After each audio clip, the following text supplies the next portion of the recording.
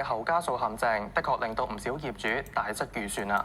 上次就同大家整理咗一啲常見嘅後加項目，當中最常見而且款額又大，就非電掣位莫屬啦。達到幾萬蚊嘅項目，必須要認真咁對待。呢集我哋詳細學下點樣準確計算工程量。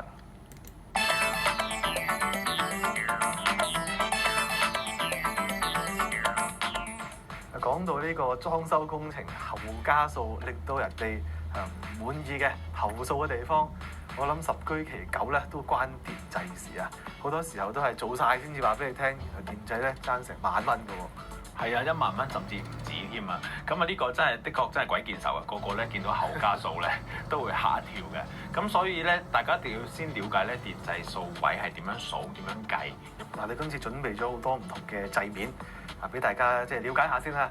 咁啊，最普通嘅呢一隻普通嘅一個插蘇位，咁啊當然係計一個掣位啦嚇。係啦，呢個就好似個個都識㗎啦。行業嚟講，一個蘇位、一個供電位最基本啦，一個13尾蘇係計一位。好啦，咁啊呢一隻咯喎，咁好多時候打孖上嘅呢啲孖蘇位嚟計。孖蘇咧通常就計個半位嘅，咁啊有少量公司計2位，不過通常而家都係計個半位嘅。因為個功夫其實都差唔多啫。係啊，都係啦，應該係啦，同埋個底箱要打大啲。嗱，有啲情況咧就未必係呢啲普通嘅即係插蘇啦，冇插蘇位嘅，直接供電出嚟，尤其是就係大電量嘅電器啦，又要特別做個電位俾佢嘅喎。係啊，冷氣機啊、熱水爐啊、焗爐、蒸焗爐啊、浴室寶啊咁樣啦嚇。如果佢個供電量咧，你都好確定係大過13尾嘅，即係一般插蘇嘅電力負荷唔到嘅咧，咁一定要獨立供電，即係喺個電箱度有粒獨立 fuse，俾條獨立專屬嘅電線喉管俾粗啲嘅電線去到個供電位置。咁咧一般咧大過13尾獨立供電咧就要計2位。哦，即係 double。係啊。嗱，呢啲就係供電啦，我哋初級版，我哋又升一升級，睇下呢啲另一款啦。呢個就係嗰個啲燈掣啦。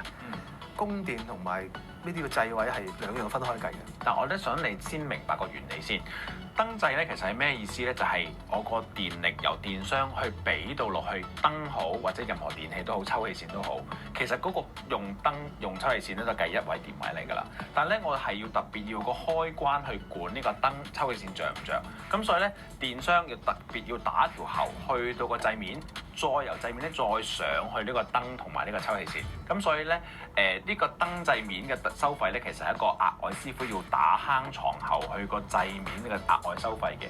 咁所以咧佢唔係供電位，但係咧佢係一個叫做掣面位。咁所以咧好多時裝修公司咧收錢咧就係逐個位數，咁每個掣面係計1位咯。哦，即係話我如果要整個抽氣扇之類啦，咁首先就係抽氣扇本身一個供電位，再加一個開關，即係前後就2個位。係啦，嗱，所以咧好多人咧就會將廁所嘅用電啦，譬如廁所燈啦、廁所抽氣扇啦，都會黐埋喺同一個掣面度，因為都係掣面係計1位啊嘛，不論有幾多個掣位都好，咁咧就會慳翻啲掣位錢啦。呢個就係我下一個問題啦。咁頭先孖蘇計1個半啦。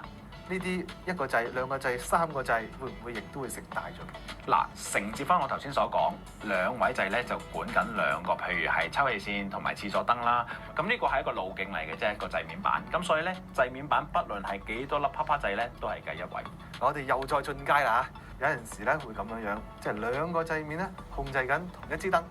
你所講嘅就 two way 啦，或者叫做雙控啦。其實諗得簡單啲，都係頭先所講數幾多個掣面嘅啫。咁所以咧，想計得精明啲咧，你個 two way 咧都可以係啲2位掣、3位掣嘅，合拼埋落個廁所燈度。係啦，可以埋廁所燈啊咁樣。咁最終都係走廊燈電，再加2個掣面，都係3位。咁有啲時候咧，有啲特別啲嘅掣，佢特別標咗紅色嘅喎，唔知點解。譬如呢啲20M 嘅，呢個掣會唔會又貴咗？掣面板價錢又唔會差得太遠，一般裝修公司咧就唔會有額外嘅附加費嘅。咁所以咧計掣面電位數嘅原理咧都係一樣嘅啫，都係當佢1位掣咁睇。好啦，我哋又再進階啲啦，唔講電啦啊，講下其他嘢。有啲時候我哋會有寬頻線、電話線啦，有啲時候咧有電視天線，都係需要做嘢嘅。呢一啲掣面有冇複雜咗嘅咧？工程上嗱工程上咧佢冇錯，佢冇駁到電箱，咁但係咧其實我哋叫呢做低鑊線，包括咧 TV 咧就喺後樓梯拉條線入嚟啦，去到你個電視機位啦，同埋光纖線啦。可能光纖線咧係寬頻公司做，但係我哋裝修咧都要配合打條坑，俾條隧道條光纖出翻應該出嘅位置。咁所以裝修公司都要收錢㗎。點收咧？一般低窪線咧，大部分公司都係計一位嘅啫，每一個出線位計一位。但係都有啲裝修公司咧，都係以一個獨立行喉，特別要為佢打條私家坑咧，就會計2位嘅。咁所以真係要問清楚裝修公司佢對呢啲低窪線嗰個收費取態係點樣。